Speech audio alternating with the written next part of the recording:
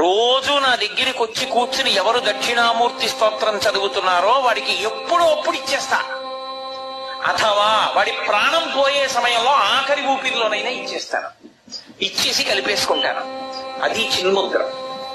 ఈ చిన్ముద్ర అర్థమైందా? నాలుగవది దూరం చేసేది వంగిపోయి బ్రహ్మంతో కలిసిపోతుంది. అప్పుడు ఈ మూడిటికి తాను సాక్షి. ఈ మూడిటితో తాను మమేకమవడం. మాయని దాటాడు. ఆ మాయ ఇప్పుడు ఆయన మీద అన్వయం అవ్వదు. ఎందుకంటే ఆ మాయని శివుడు కాలు కింద పెట్టి తొక్కి పట్టుంచాడు. చంపేయకూడదు. ఎందుకని?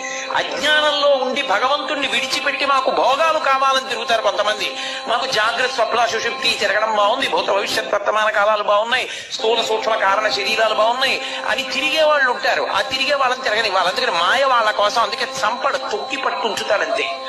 ఆయన నవ్వుతూ ఉంటాడు. నేను ఎవరి మీద పడాలో వాళ్ళ మీద పడతాను. చాలా మంది ఉన్నారు నాకు. ఒక్కడిని నువ్వు అనుగ్రహించు.